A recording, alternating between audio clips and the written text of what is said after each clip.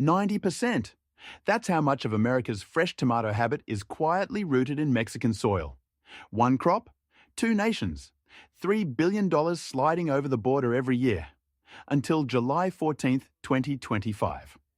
On that morning, Washington posted a single line of text, a 17% tariff on every tomato truck that dared to roll north. No speech, no rollout, no grace period. Just an electronic thud that echoed down every produce aisle in the country. By dinner, prices were sprinting. In Raleigh, the beefsteak that cost $2.99 at breakfast rang up at $4.35 by sundown. A mom lifted a tomato, winced, and set it back. Salsa evaporated from taco menus, school salads lost their color, and cashiers everywhere heard the same hushed question. Why is this suddenly gold? Here's the answer.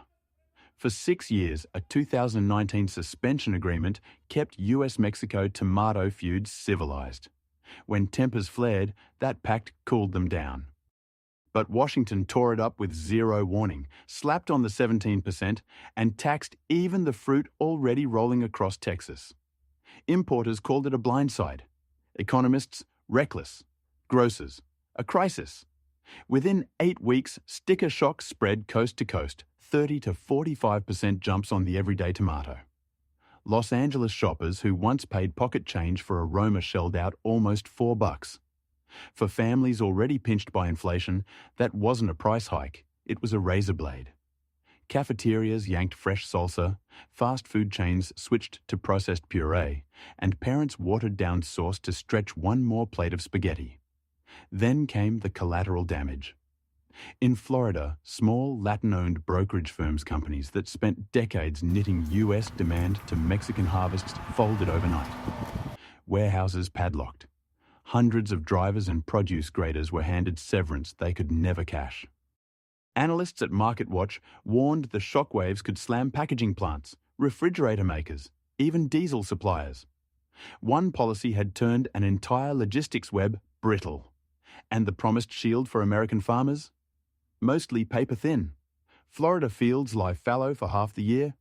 California acreage keeps shrinking under drought, and northern states depend almost entirely on imports. So was this farm policy or campaign theatre?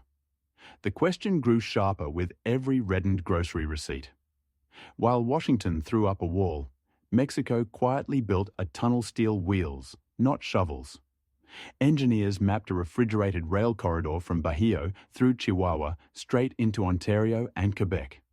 No US checkpoints, no tariffs, 6 extra days of shelf life, and freight bills 15% lighter than trucking through Texas.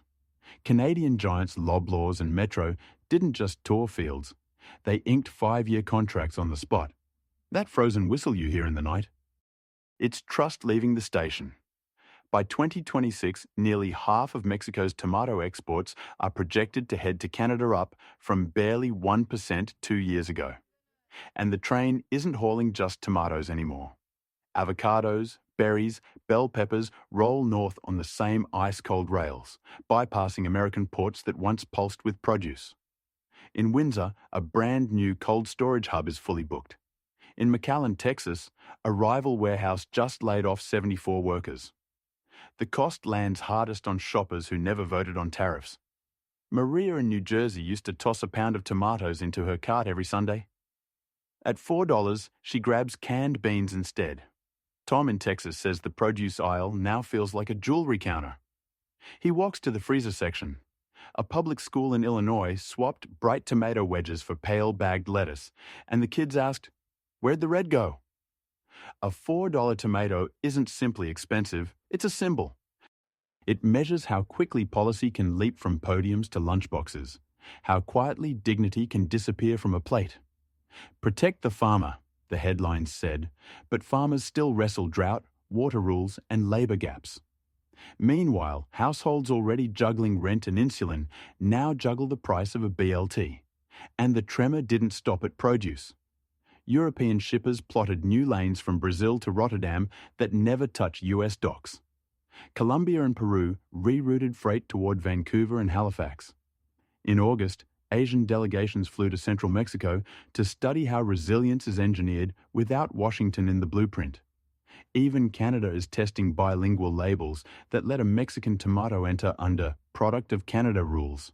Perfectly legal, perfectly stable. The world isn't boycotting the United States. They're just quietly avoiding the turbulence. Today, it's tomatoes.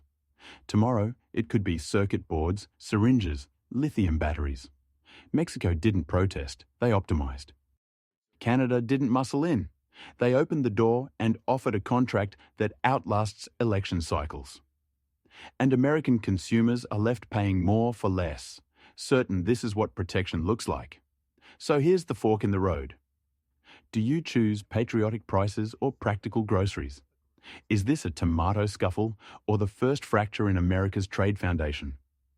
Drop your take below. Global Pulse reads every comment. And if you want front row seats to the next policy quake before it hits your pantry, smash that subscribe button and ring the bell. Your click keeps independent reporting alive. And together, we'll follow the ripples wherever they travel rail lines, sea lanes, or right back to your dinner table.